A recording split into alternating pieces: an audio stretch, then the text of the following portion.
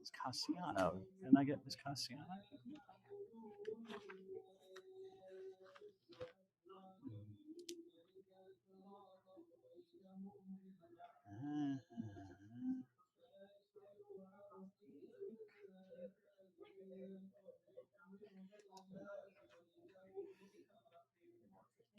Hello, sir. All right. All right. Good to see you all again on this beautiful day.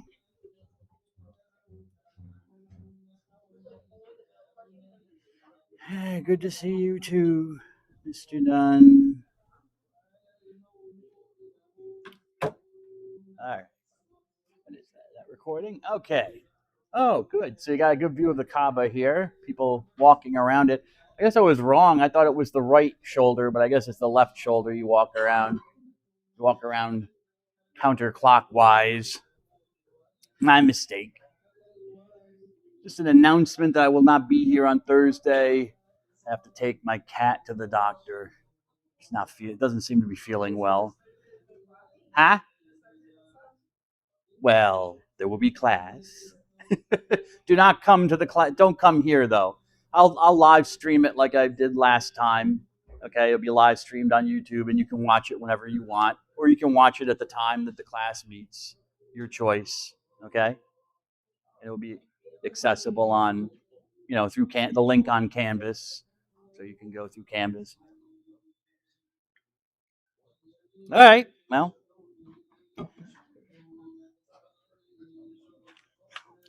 Islam. Continuing on Islam, Mr. Lodis. Yes. Don't distract him, Ms. Cassiano, please, Ms. Hancock. Who's that? Hello, Ms. Voles.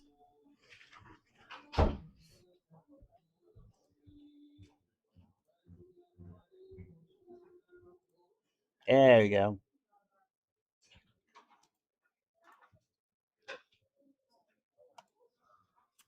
Yes, hello, sir, miss. It's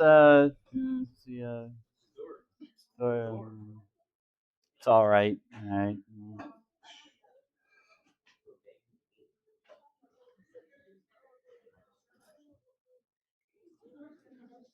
Okay.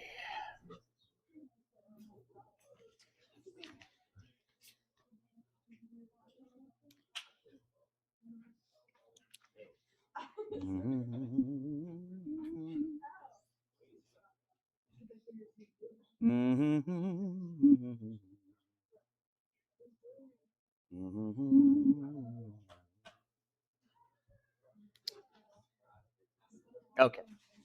All right. So we were at the end, the death of Muhammad, and I was talking about if there was one issue that perhaps Muhammad might have made clear or solved before he died. It was the issue of what, Mr. Kettner? What? Yeah, who's in charge next? Who should succeed him? Or at least what should be the process? Something like that. Or at least even just specifying that, once I'm no longer here, you're all on your own. Tell something, but he really didn't. I mean, he did kind of, I guess, in his farewell sermon. He said, look to the book that I've given you from God. He also kind of mentions his family, let my family be a guide as well. So he wants to keep it within his tribe, his clan. Okay, interesting.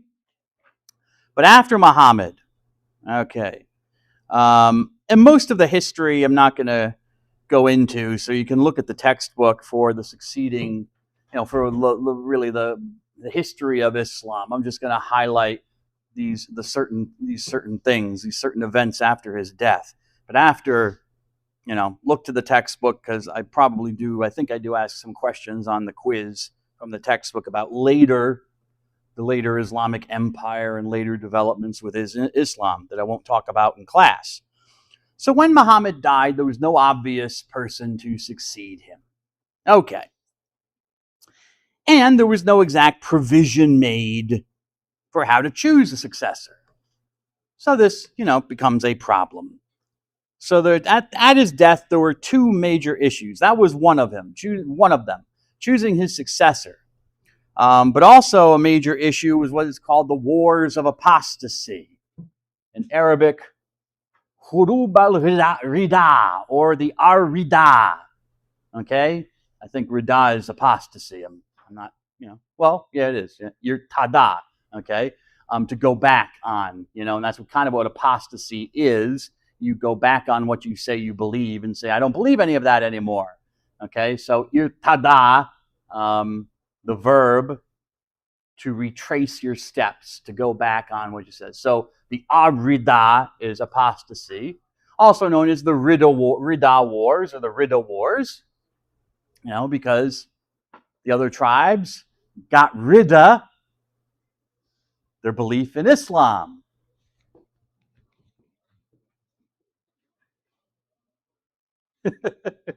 Because Muhammad was dead. So all of the tribes, not all the tribes, obviously, but a lot of the tribes that had kind of come over to Islam while Muhammad was alive decided they didn't want to be Muslims anymore. Okay, they had allied with Muhammad and his new religion. Maybe because they believed in it, but maybe also economic, political reasons. They knew there was a new wind blowing through the desert. So they decided to kind of get with this new religion of this Muhammad guy. But after his death, a lot of the desert tribes broke off their allegiance and simply went back to their tribal ways, worshiping their tribal gods, doing whatever. They refused to acknowledge any Islamic leadership that existed in Medina. They refused to pay their taxes. Money, yes, economics. Karl Marx. They didn't want to pay their taxes anymore. So, hey, Muhammad's not around anymore. We don't have to legitimately pay any taxes to the community. So they left Islam and they became murtad, apostates, those who were walking back on what they said. And some even claimed to have their own prophets. Like, what was so special about, I forgot which clan he was. I think of the Beit Qurayshi, the house of Qurayshi or Quraysh. Anyways, what's so special about Muhammad's tribe? That they get a prophet. We have prophets too. And we even have some of their writings. So some of the tribes even started claiming to have their own prophets with messages from God and their own special books as well, in opposition to Muhammad and his Quran. So the Muslims in Medina start a military campaign to forcibly bring all these tribes back into the Ummah. So, as it says I got this from the Oxford Dictionary of World Religions, the first event of Muslim history is the War of Apostasy. That's, the first thing you have in the history of Islam after Muhammad is a war. You could call it a civil war, but since they're apostates, they're not Muslims, not claiming to be Muslims anymore, but they were Muslims, so now they're going to force them back into Islam. So the Ar-Rida Wars, or the Ridda Wars. So that was one issue. They had to get all these tribes back in. And then you had the issue of succession that I mentioned. Who's going to succeed? Who's going to be Khalifa, the Arabic word for successor? That's all it means. Caliph, successor. Muhammad never named anyone that should be a successor. Okay? As I said, he thought the Book of Allah was enough. It was enough of a guide for the community. But, as I said, we have traditions that seem to come from Muhammad where he talked about two treasures of the Islamic community. One was, again, the Quran, the Book of Allah. But then, as I said, his family, the people of my house. Okay. So if we are going to have a successor, we probably should choose the successor from amongst the house of Muhammad. All right, if we're going to. That seemed to be logical. The will of the prophet, my family. But Muhammad, as was common in that culture, had many wives, many different wives over his lifetime. However, no male child had survived. Uh-oh. Now that wasn't good for that culture. Because it's a male, as a lot of human cultures seem to be or have been male centric, right? So it has to be a man who succeeds, not a woman, right? Doesn't seem to enter into anybody's mind that a woman could do that. So he had a lot of daughters apparently, but he didn't have he had no sons. So that posed a problem. What do we do about that? Well, there were two camps. One side said, well, you choose the best, the most able man for the job, especially someone who was favored by Muhammad during his life, that Muhammad really trusted. Okay. So the best guy for the job that Muhammad would have chosen. Okay? Another group said, no, Muhammad said we have two treasures, the Quran and his family. So the successor that's an indication that the successor should come from someone who is a blood relative. His tribe. That was also normal procedure within their culture, within Arab culture at the time. So nothing weird about that suggestion. It just was natural. And the nearest blood relative was this guy, Ali, okay, who was Muhammad's cousin. He was also Muhammad's son-in-law. He had married one of Muhammad's daughters, okay, but he did have the blood relationship as well as the marital relationship. He had both affinity and consanguinity, as they say.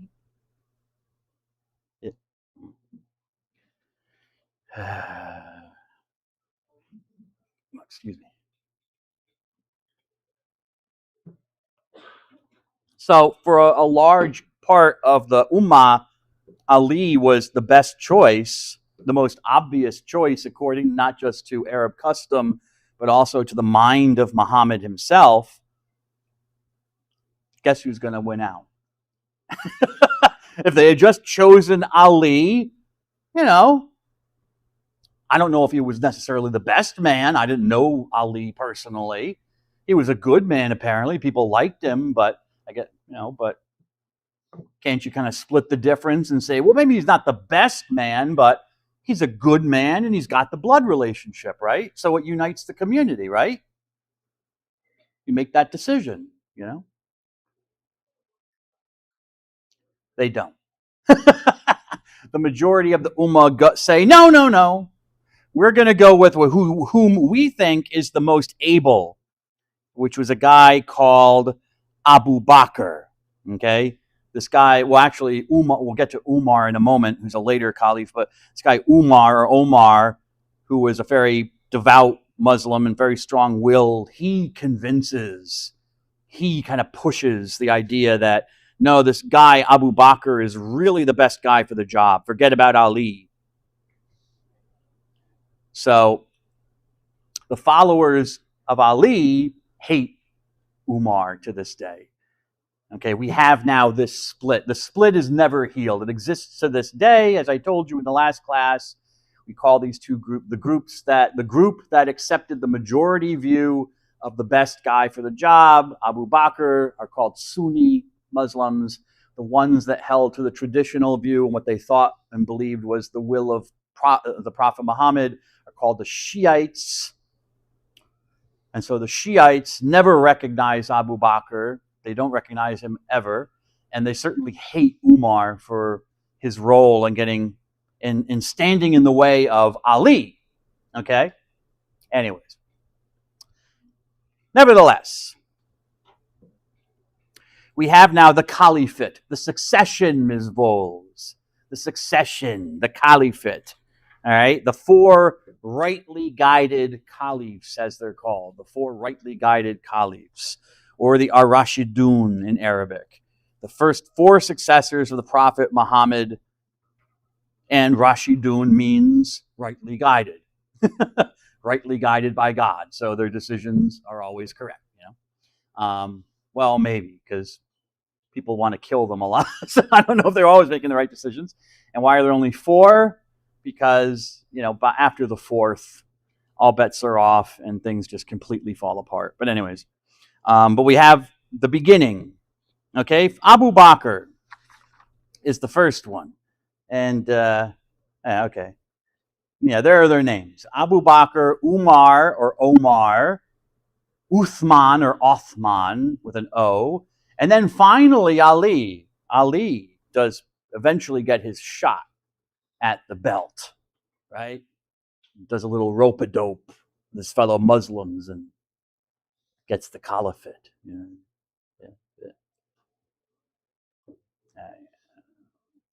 Abu Bakr. You can see his dates. He died in 634, so he was only Caliph for like 2 years, not very long.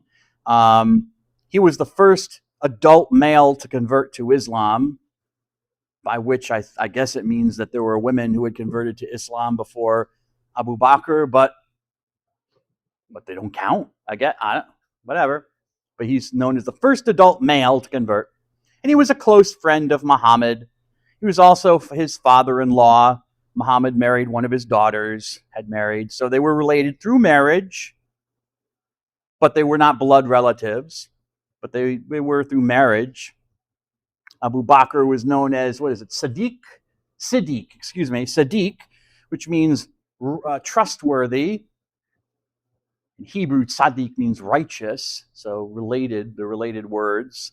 Remember the Hasidim, the Hasidic Jews, their guru is called a tzaddik. So he's called the truthful one, trustworthy, okay, because he was faithful to Muhammad, so he was trustworthy. So Abu Bakr al-Siddiq. And he was the one who addressed the Ridda, the Arida, the apostasy after Muhammad, and oversaw the military. I guess that was his role. He brought the other tribes back into Islam. He oversaw the military campaigns against the wayward or rebellious tribes. Brought them back into Islam. Okay? So he started to oversee the integration of Islam into Arab culture. And he's buried next to Muhammad's grave. Okay, this is in Medina, Saudi Arabia. Here's the tombs of Muhammad, Abu Bakr, and Umar. Okay, this is Muhammad, and then Umar and Abu Bakr and Umar. There they are, buried. And there's a little hole here in the door where you can, kind of look through, but also say a prayer. Peace be upon you, Muhammad. You can speak a prayer, blessing Muhammad, stuff like that. So there they are. All right, he was succeeded by this dude, Umar ibn al-Khattab. Umar ibn al-Khattab. Traditionally written Omar. All right. I go with both. I'm a traditionalist. I like traditional stuff, but anyways, doesn't matter. Umar ibn al-Khattab, he dies in 644, so yeah, he's Caliph for like 10 years. He's called Faruq, which means distinguisher. So he can distinguish between truth and falsehood is the idea there with Faruq, calling him Faruq, his nickname. Originally, he opposed Muhammad and his message, but then came to believe in Islam. According to tradition, Muhammad supposedly said that God would have made Umar the prophet had Muhammad not come first. So if Muhammad hadn't beaten him to it, Umar was the one who would have received the revelation of the Quran from God, because that's how highly Muhammad thought of Umar.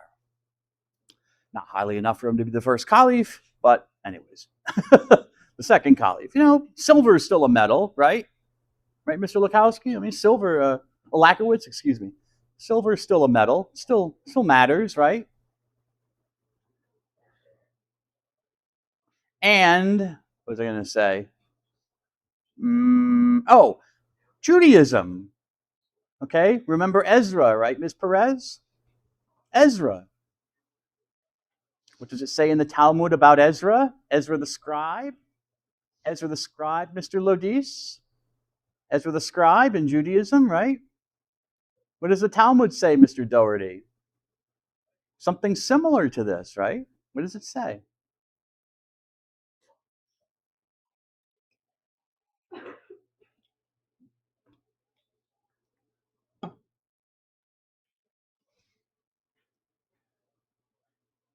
Anything?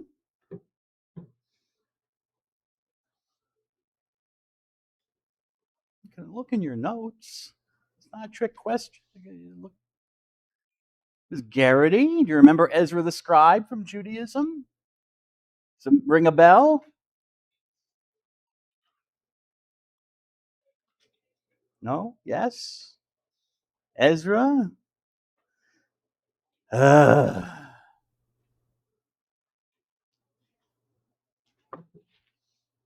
What do you think, Miss Hancock? Ezra the scribe. Ezra the scribe.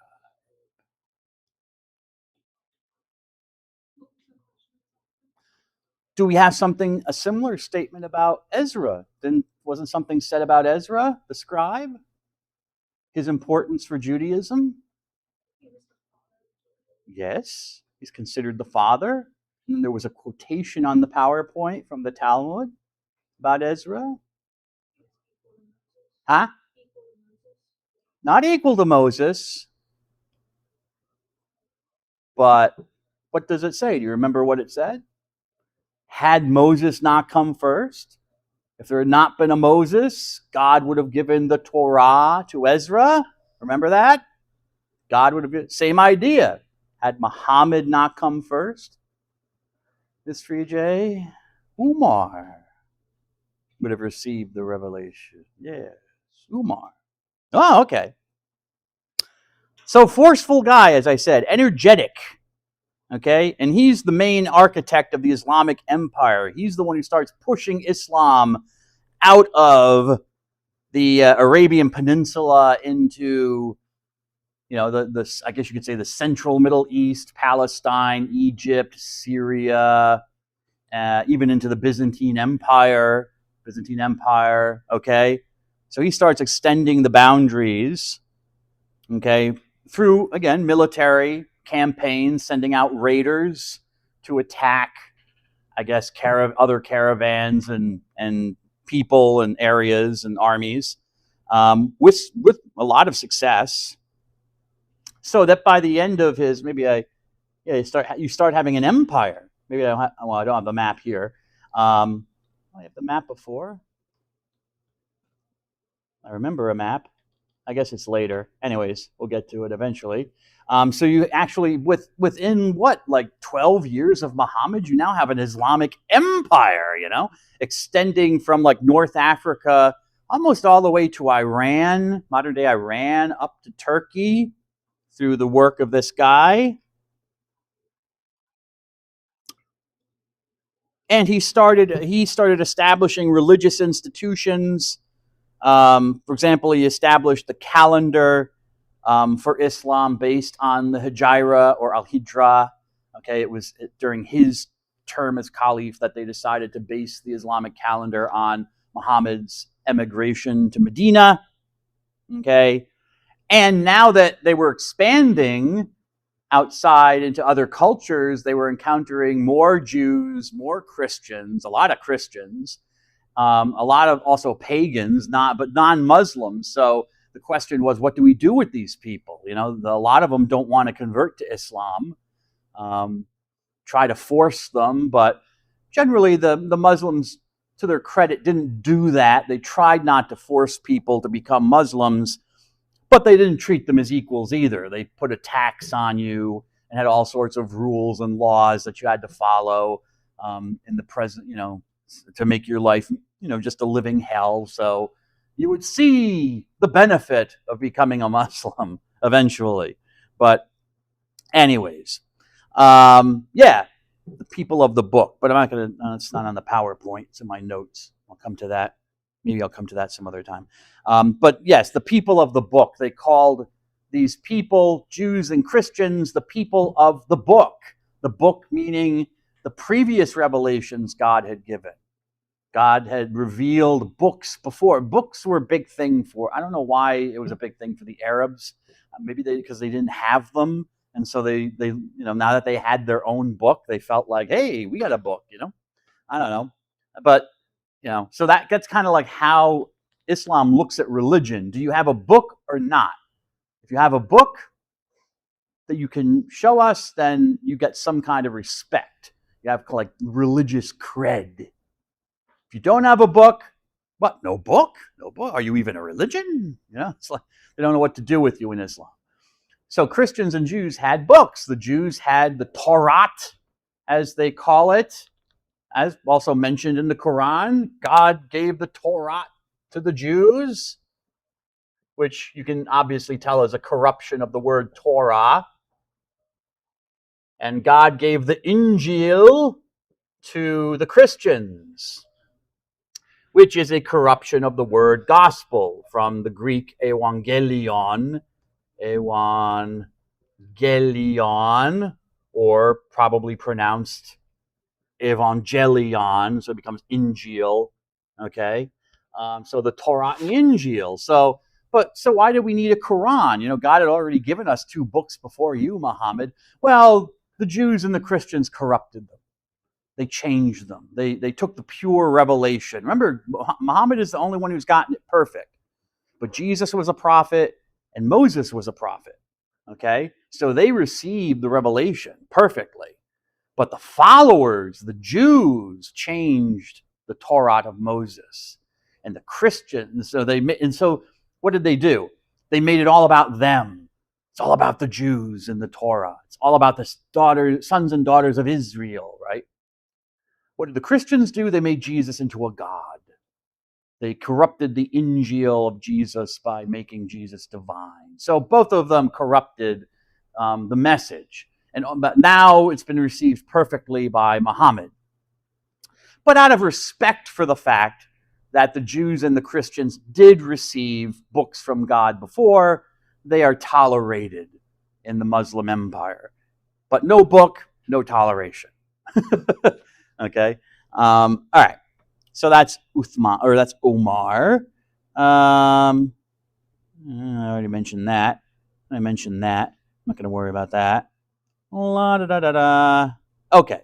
As I said, the Sunni Muslims, he's considered a caliph. The Shiites reject him as a caliph because they wanted Ali, and they especially hate Umar because he stood in the way of Ali taking his rightful place.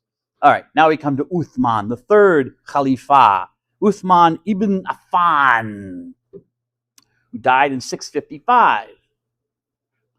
Is that 11 years later? Let's see, when did 11 years later. All right. 655. Uthman was a convert. Obvious. I think obvious that they're all converts. No one was born a Muslim at this time yet. Okay, they all converted to the religion because it started with Muhammad. He married 2 of Muhammad's daughters, so Muhammad was his father-in-law twice over. He continued Umar's policy of military campaigns, and the Islamic Empire expanded even farther. But he was an old dude. And I'm not trying to sound ageist. I hope I'm not being ageist, but because he was elderly, he couldn't really cope with the pressures of leading the community. And so he relied a lot on family members. And so that was kind of like, Nepo caliphs. Well, is that what we'd say today? Nepotism, his putting his children in power. And so, it became corrupt. He favored his family, So people didn't really like that. Well, who likes corruption,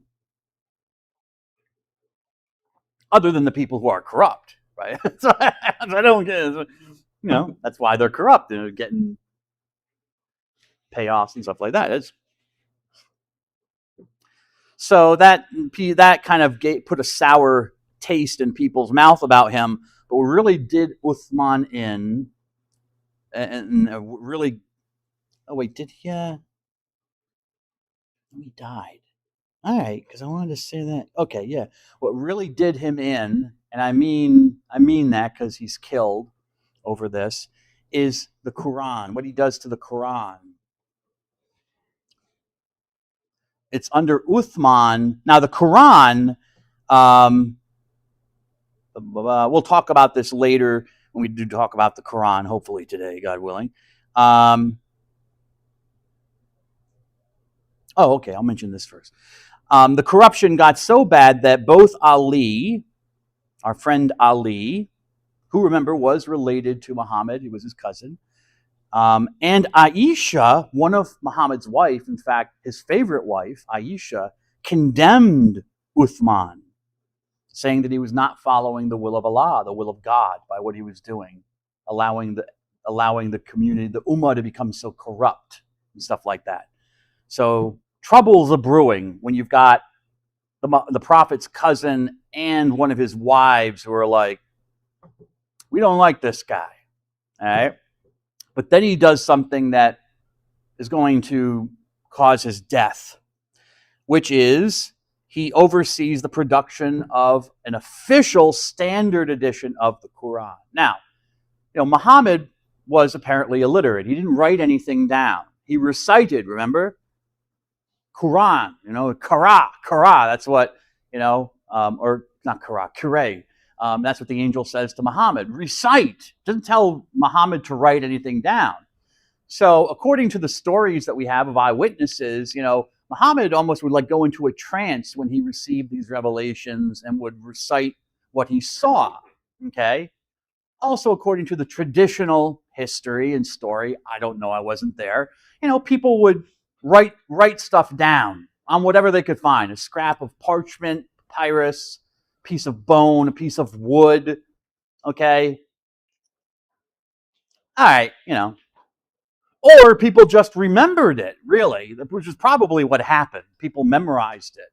Okay. I understand people want to have that physical stuff, physical artifacts to show the direct continuity, right? You don't want to rely on people's memories. But that's how the ancient world worked. People had to memorize, people had to remember.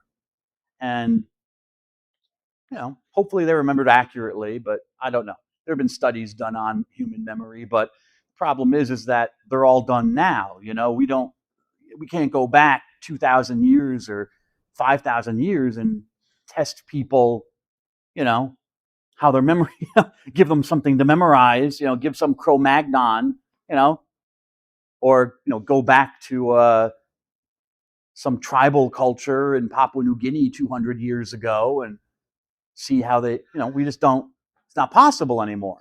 But anyways, but they do put out studies, So I don't know how good the memory was. But we do know there were groups of Muslims called reciters. They had memorized the whole Quran. Okay, they knew it by memory. And their role in the community was to constantly recite it for other Muslims to hear, because they didn't have a copy. All right, they didn't have a book. So you had the reciters. Okay, and they were very important. All right. The problem was that some people started noticing Ms. Perez. How you doing, Ms. Perez?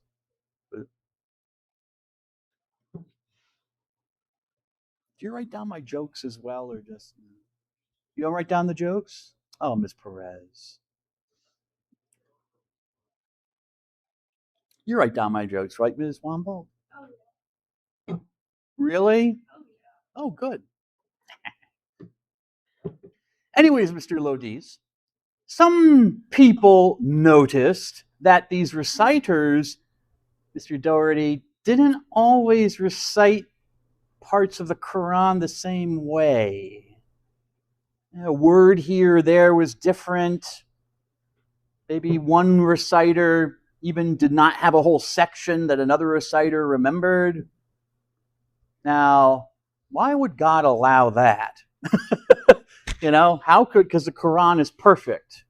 It's directly from God. Muhammad did not write it. He just saw it in visions. He did not write anything. It's directly from God. So how could it be that it was trouble, it was scandalous? Either people weren't getting the full Quran, or people were changing the Quran, misremembering it. Okay, this is a problem. So Uthman's like, and once it does get written down on, say, papyrus or parchment, you start and you can compare the actual text and what people remembered and wrote down. These differences are there. How do you explain that in the perfect book? Because it's supposed to be perfect, perfectly reproduced. But it's not perfectly reproduced. There are differences in different versions, written versions. So Uthman's like, we got to take care of this.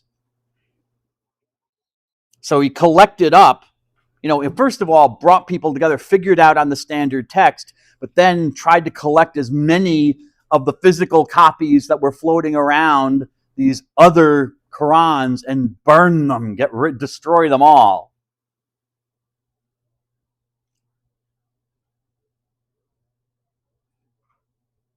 This was dangerous. This caused his death. This made people very, very angry. Because, the rest, I guess the reciters of the Quran were well respected. They were powerful. And what he was doing was kind of a novelty, Who's to say, who is Uthman to say that this Quran, this book of the Quran, is not the true perfect message, but this one is? Out of all these, who is he to make that decision? Not him. So I don't know how they would have otherwise resolved it, the people who did. But that made some people very, very angry, murderously angry, to the point that they killed him. The siege of Uthman. They got an army together. They went to where Uthman was. They sieged where he was, and they killed him. And so this was a turning point, because now the unity of the Ummah was over. This was the beginning already. By, what was it, 655, within 30-some years, 35 years after the death of Muhammad, there's already splits and schisms and breakdowns within what's supposed to be the unified community. And now you have actual bloodshed. Muslims are killing Muslims. All right. Well, after Uthman dies, I guess they decide, well, maybe we'll give Ali a chance. We'll see. Ali Ibn Abi Talib, Ali, the son of Abi Talib, who dies in 661. As I told you, he was Muhammad's nearest living male relative, cousin, and he was also a son-in-law, married to one of Muhammad's daughters. Okay? Muhammad did like him. According to tradition, Ali was one of 10 people in the Muslim community that Muhammad promised a place in paradise to, said, you will definitely be in paradise. No need to worry, Ali. So, obviously, along with 9 others, he liked him. Okay. His nickname, as you can see, was Haidar, the lion. The lion, because he was very courageous in battle. Okay, he was a courageous guy. And I don't know, as an outsider, it could kind of tell you something about his character, that, he was passed by 3 times, and he never, he didn't start a revolution or anything. He didn't like Uthman, obviously, but, he didn't try get his own army together and try to overthrow things. That tells you maybe something about his character. He did act as an advisor to the previous caliphs. But after Uthman's assassination, he was basically turned to, and then we now have an open civil war. Another civil war, not the war of apostasy, but now we have the war of succession. Because there are some, well, first of all, there were some that hated Ali because they thought he was kind of complicit in Uthman's murder, in his killing. They thought, Ali couldn't keep his mouth shut, and he kind of egged on the people who hated Uthman and kind of was responsible ultimately for Uthman's assassination. So there were those who would not support him, and so there were battles and wars. And, okay, here's the map. Up here in, well, the region of Syria in the Islamic Empire. What are we doing here? Where is it? There we go. There was a guy who said, no, I don't accept him. I am the Caliph. Okay, so there were those down here who accepted Ali, and well, I should say there were those all over who accepted Ali, but then there was this guy up here in Syria region who was like, nope, I think I should be the Caliph. So they were fighting. For succession. So Ali's term as Caliph was basically one of constant warfare, fighting battles against all of his rivals, those who hated him, those who also wanted to be the Caliph, and even against, well, our friend Aisha, the Battle of the Camel, famous Battle of the Camel, one of these battles. And was it 656? Aisha, the favorite wife of Muhammad that I mentioned. It's called the Battle of the Camel because there's the famous scene of her seated atop a camel, leading the battle, participating in the battle against Ali. Against Ali. She was on the opposing side. She wasn't supporting Ali as Caliph. She was opposed. Apparently she got shot with an arrow and survived, and then they put her into exile somewhere so she wouldn't be any more trouble. But even Muhammad's favorite wife didn't like Ali. Things are starting to not go very well.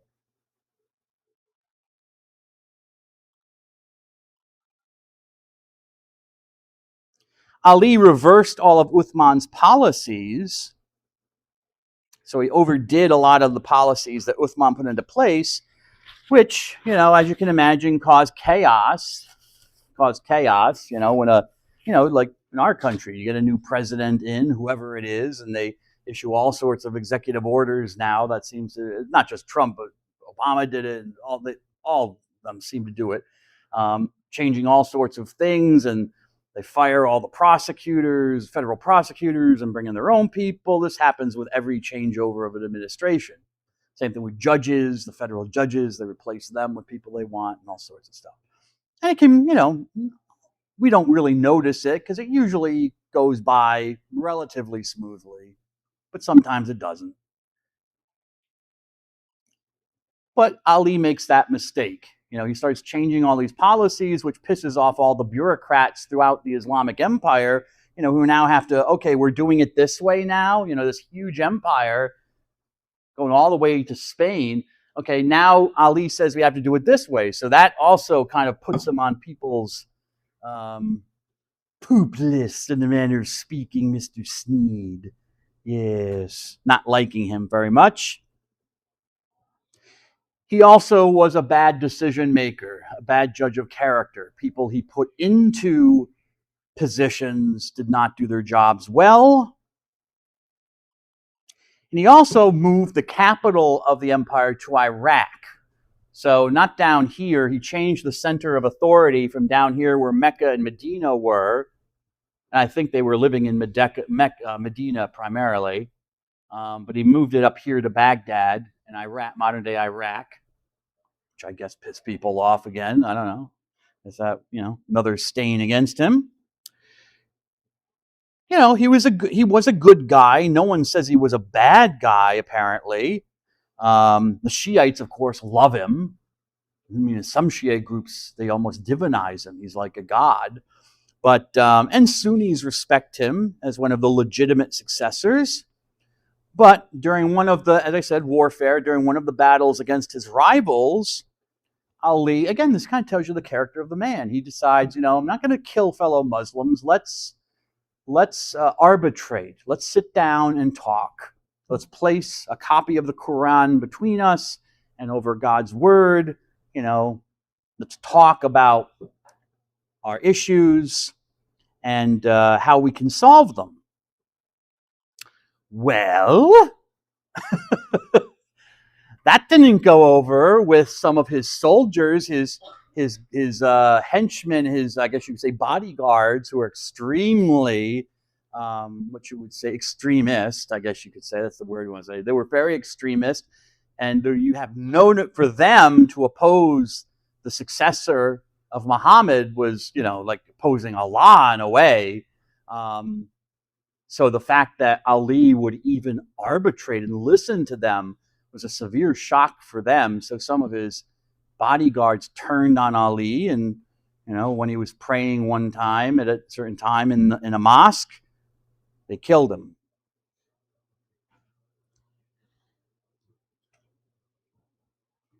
Because in their minds, he had become an apostate. He had lost the faith. And once you lose the faith, you're not a Muslim anymore, and you can be legitimately killed. So that's the end of Ali. All right, here's the Islamic Empire at the time. I mean, yeah, and if we look at our map at the beginning of the PowerPoint, it's still where most Muslims in the world still are, except for places like Malaysia and Indonesia, Bangladesh. But for the most part, yeah, from Iran over to Morocco. All right. And so, yeah, so Islam almost made it into Spain, not all of Spain. I say Spain, but also should say Portugal as well. But the Iberian Peninsula, not all of modern day Spain. This northern part was never captured. I don't know why. It is kind of mountainous, so maybe. A little part of France was taken, was in part of the Islamic Empire for a short period until the French beat them back. And, they did push up into central France, but there was a major battle that the Islamic armies lost. And so they retreated back across the mountains here into the Iberian Peninsula. And that's where they stayed for another 1,200 years. Well, hold on a second. 600s, 400, no, 800 years. Yeah, 400 to 1,000. And then the 1400s, the Spanish king and queen reconquered the Reconquista. They reconquered the area and pushed them out. So yeah, for like 800 years, Spain and Portugal were mostly controlled by Islam. And, we know from Christianity, the Byzantine Empire over here, the Byzantine Christians, right? Constantinople, the Eastern Christians, yeah. So they had the Roman Empire, okay, which was still in existence. But over the centuries, you have Muslim armies chipping away at it until finally in the 1400s, an Islamic army takes over the capital, Istanbul or Constantinople, and that's the official end of the Roman Empire, not just in the East, but completely. That's in the 1450s. All right. The Quran, the message. We talked about the prophet. Let's talk about the message. Quran comes from the Arabic word qara'a, which means to recite or to read, but recite is the more common. It also has the meaning in Arabic of explanation or study, to explain something or study something. So literally, Quran means the recitation. The one scripture of Islam, there's your definition, containing God's final and perfect revelation given to Muhammad.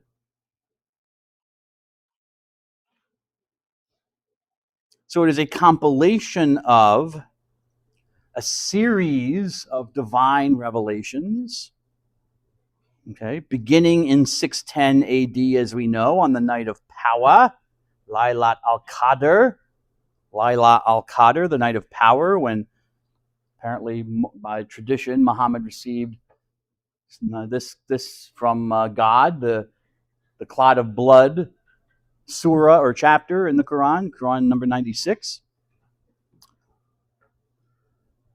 And he kept receiving revelations until his death in 632.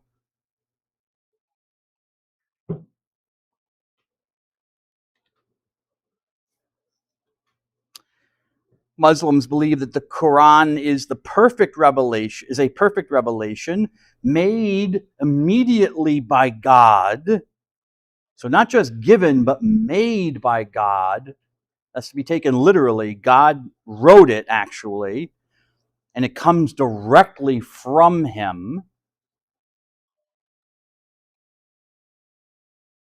So the written Quran is merely a copy of the original, which is the prototype, which exists in heaven with God.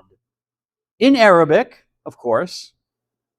Well, it would have to be. If it's in Arab, Muhammad saw it in Arabic, and it was written down in Arabic, and it's not a translation, Ms. Perez. God had to have written it. It just stands to reason God wrote it in Arabic. That's what Muhammad was seeing. How helpful of God.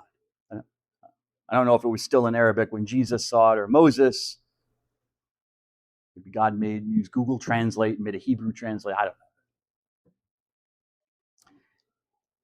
And so Muslims call the Quran, or excuse me, it's carved on a stone tablet as well. There's a huge stone tablet in heaven, in the presence of God, on which God carved in Arabic the whole Quran.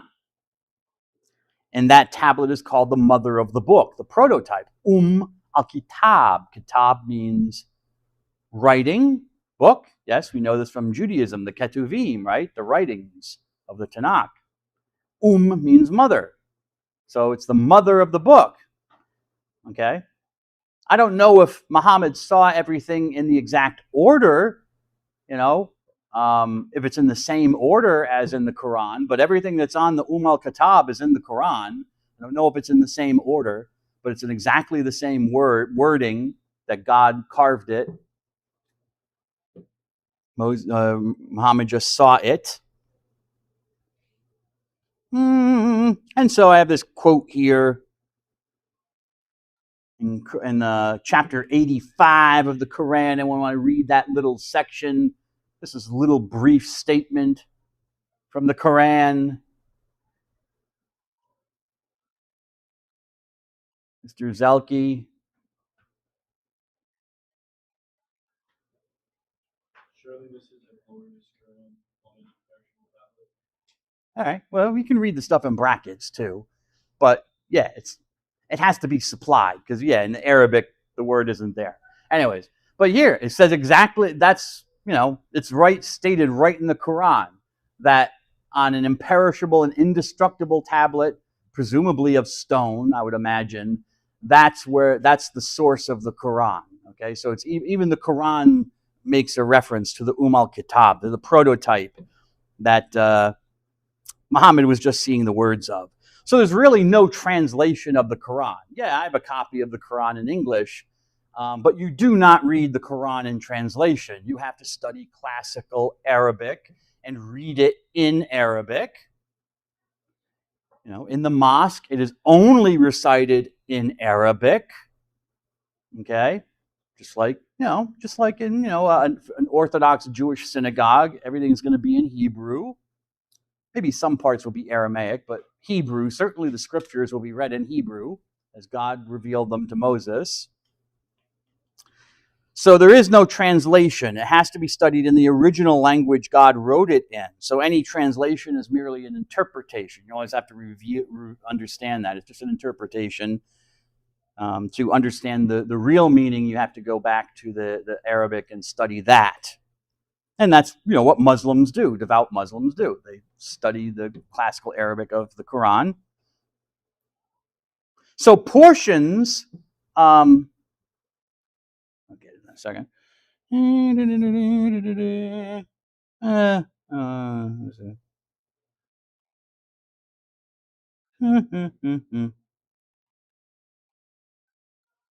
I'm just thinking if I want to talk about this picture first or if I want to say other things first.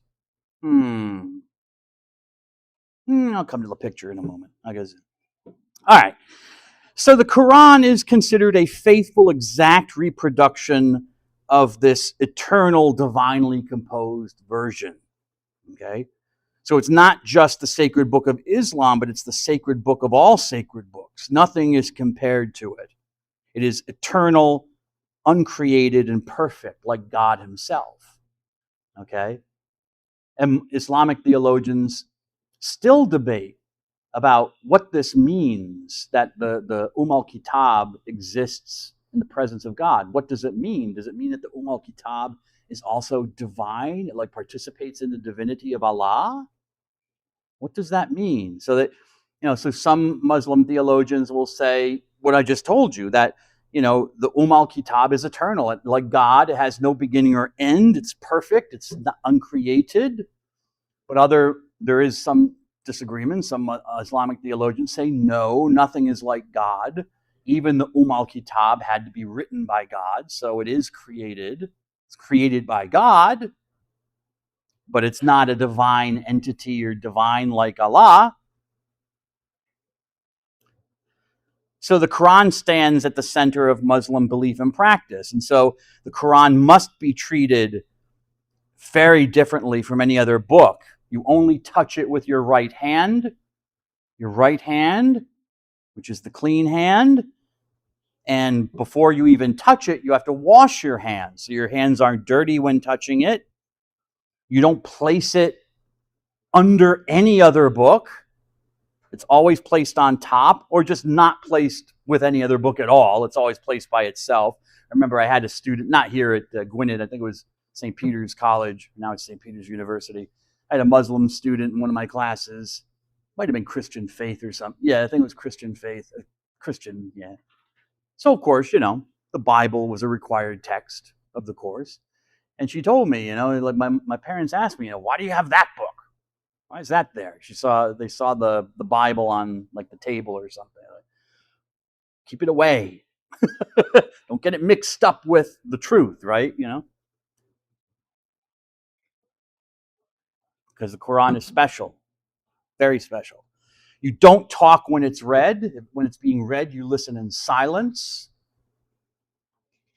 And oftentimes the volume of the Quran be wrapped in cloth, ornate or special cloth, silk cloth, placed in like the highest position in the home, stuff like that, above the head and stuff like that. And there are some Muslims like the reciters I told you about who still memorize the whole Quran word for word. I mean, even the Quran has to be. It's not that simple as just reciting. You have to recite how to say the words, when to pause. Okay, there are all sorts of rules and things that have to be understood. You cannot just start reciting the Quran. Like, you become a Muslim, you learn classical Arabic, and then you just start, okay, I've got my Quran, and you just like, ba ba ba ba ba. The Imam or whoever will shut you down very fast. No, you didn't say that right. You didn't breathe here. You didn't. You have to pronounce, because you have to get the meaning right.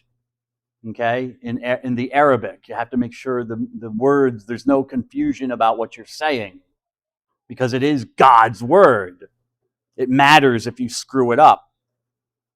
So if you go online, there are all sorts of, go on YouTube, there are all sorts of videos of guys showing you how to do things properly and stuff like that, if you're curious. Anyways, all right. Oh, now I'll get to this, the picture.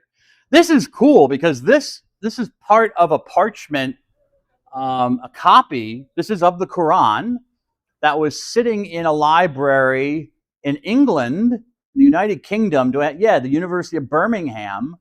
They're just sitting there for, I think, at least a century, for a long, long time, just in storage, and no one thought much of it. And then one of those weird things, someone who had knowledge of classical Arabic, was walking by and looked at it and was like, wait a second, I can tell this is old, but I know this language, and this is classical Arabic, and this reads like the Quran.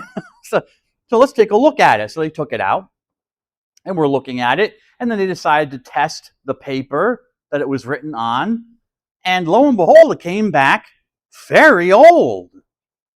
Very old. I mean, look at the dates. It's datable from the paper to 568 to 645. Well, remember, Muhammad, we think, was born around 570, right? Right? 570, Mr. Sneed. But this paper that the text of the Quran is written on could be as old as 546. 546? Or 540? How could that be if Muhammad was born in 570? Conspiracy. Did it exist before? No. Don't. Yeah, you could say, well, wait a second. Does it mean the Quran was around before Muhammad? No. It's the paper, okay? The paper, all right? But this ancient, it gives us, interesting, because it shows us that from very early, now there's evidence that from very early on, after even maybe during Muhammad's life or after his death, very quickly, the Quran was already being transcribed as a book, being written down. So this is one of our earliest, if not the earliest, copies we have of the Quran. This is in Arabic. And so now you can compare it with what's in the standard text, because obviously Uthman missed this one, and we have other copies as well that scholars can study, maybe if they're allowed to, but they can compare this with the text of the Quran and say, oh, this is a little different or whatever, and see how the text was preserved. But so we got stuff going almost all the way back to Muhammad himself. Interesting. And just found by chance in a library in England. They had it all the time. So how did the Quran come about? Okay. Well, okay, first I'm going to tell you what's in it. Excuse me. Where am I? Maybe I'll skip over that. What's in the Quran? There's a tradition. Maybe that doesn't matter. I'll just tell you what's in the Quran. I just won't ask you the question. If I don't go over it, I won't ask you on the quiz. What's in the Quran? Here's a summary on the PowerPoint, in case you're wondering. As I said, it's a record of the words that Muhammad saw from the al-Kitab. Okay, there are 114 chapters, or surahs as they're called, but you can just say chapter. I don't know why you necessarily have to say surah, but if you want to show off and say surah, fine. But there are 114 of them, and the longest surahs are placed first, so they're arranged in order of length, except for the first one. There's an little opening one, but after that, everything from number 1 all the way to the end is getting shorter and shorter and shorter. They're all ordered. So the longest surah is the first, then the second longest, et cetera, so forth, and the shortest is 114 at the end. So that's kind of nice, because at least when you're reading the Quran, you're all, get to finish one surah and get to the next one, it's going to be shorter, okay? So you're moving, eventually, once you start getting into the Quran, you're kind of like moving along, like, oh man, I read like 10 surahs today. Well, of course you did, because each one was like one page. But, Surah 114 is like 20 pages long. Anyways.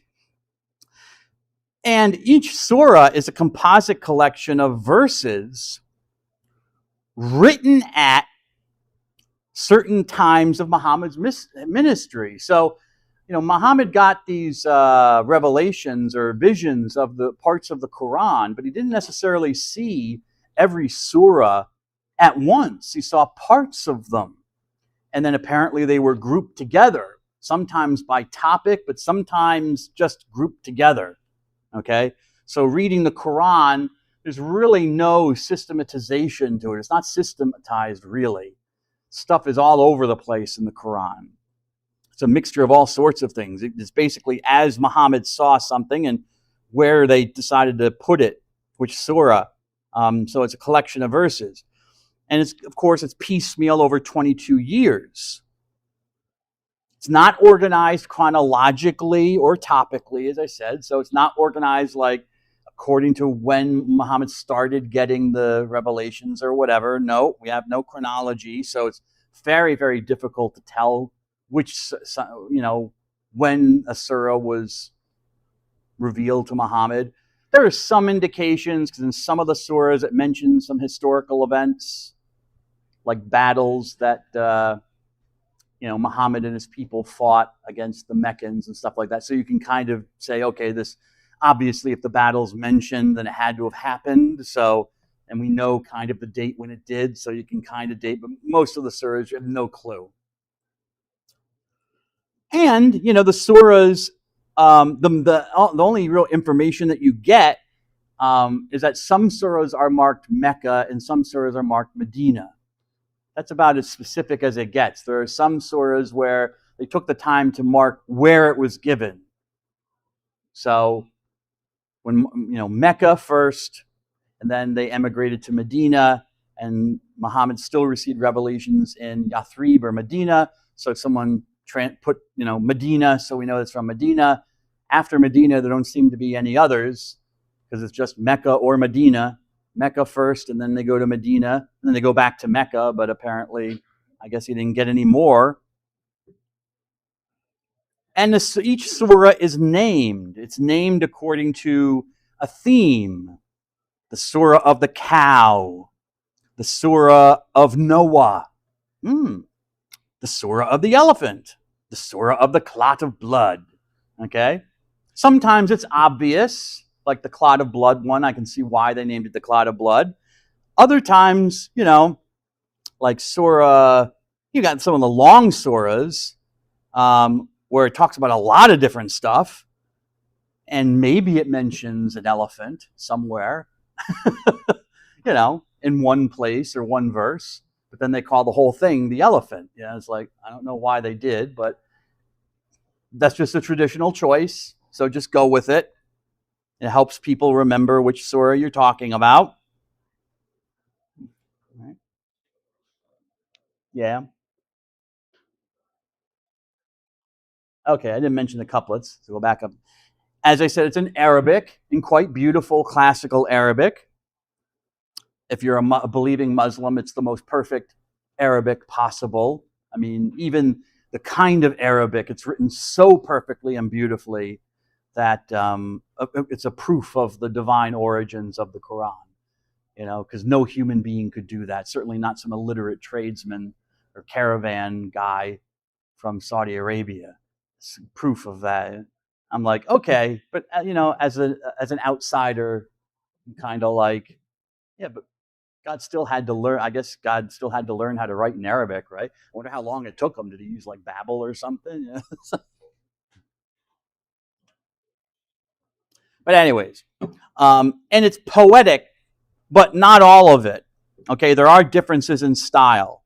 Scholars have noticed some differences in style. Some are very nice poetry, but then I think as you get into what might be the later surahs, like given at Medina, when they moved to Medina, they're more prosaic. They're more just talking, getting to the point, not to be all flowery and poetic anymore.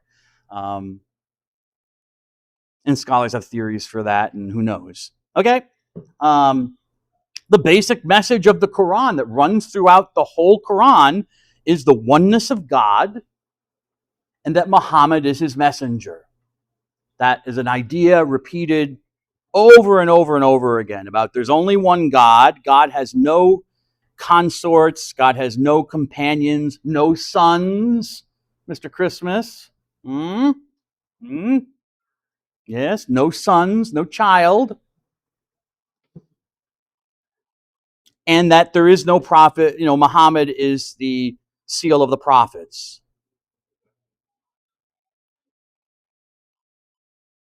There are also, I guess I would throw in here, a lot of verses that praise the book itself. It's all like boilerplate stuff. There are a lot of phrases, almost like you'll come across these verses, and there's a word for it in Arabic. I forget what they call it in Arabic. So even Islamic scholars have noticed this. Has anyone ever in history produced such a perfect book as this? Has there ever been any great book as great as this? As I told you, I don't know. The Arabs are really impressed by books. The fact that we got a book too. So Muhammad really pounds away at that. Like, is there any book like this? So the Quran as well kind of self-congratulates itself a lot. So I guess that's what comes up as well. Not just the oneness of God and Muhammad. All right, the Sunnah. Well, that's the scripture. So that's it. That's the sacred writing. There's nothing else added to it. Okay? But the scripture, as I think we've learned by now, certainly with like Judaism and Christianity, maybe to some extent with Hinduism. But I think it's clearest in Christianity and Judaism. The sacred writings need interpretation, right? Mishnah, Talmud, right? Sacred tradition. Yes? No.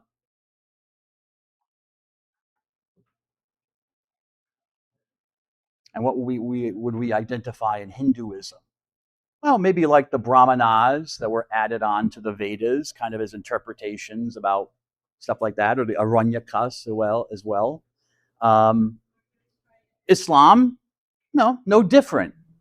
The Quran is there, and the Quran needs to be interpreted. So you have tradition, or custom, as it's called, sunnah, custom. Tradition, we also use it in that way. Habit, okay? How has the community, how has the ummah customarily, habitually understood statements in the Quran? Okay?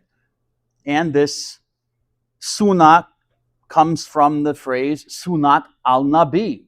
Well, you look to Muhammad, the prophet. He's the Nabi. So you look to the custom, the habit of Muhammad. How did Muhammad understand the revelation that he was seeing?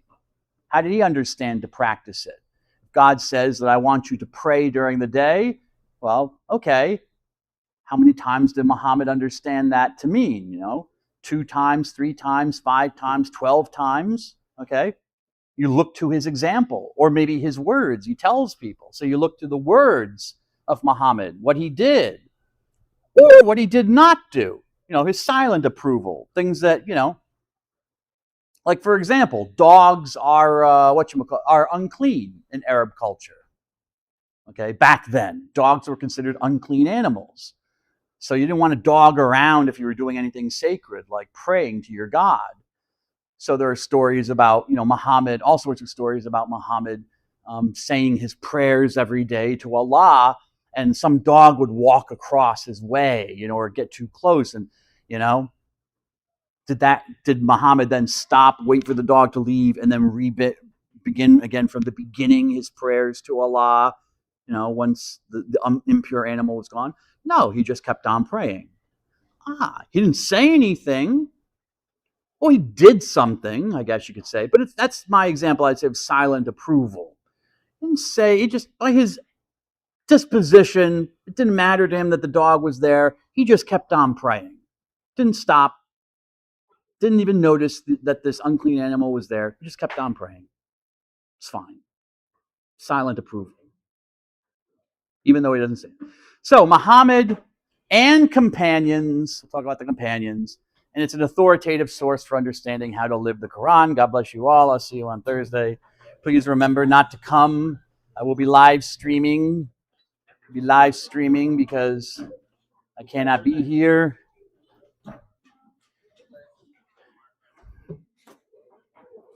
It's Wombold. Have a good day, sir. Have a good day. Have a good day, sir. See you, sir. Have a good day, miss.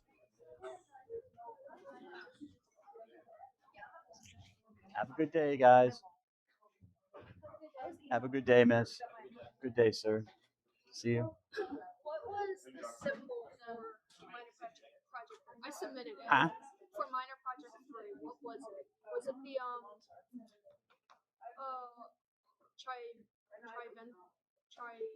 Ratna? Yes. Okay, it was that. Okay. Yep. Wait, that's what I put too. Okay, good. Thank God. Okay. Also, I submitted my second one, the Minor Project 2. Okay. What I was missing. Oh, okay. I haven't, Jess. Thanks for letting me know. Thank you. Have a good day, miss.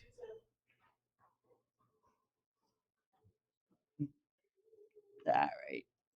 Goodbye, people in TV land.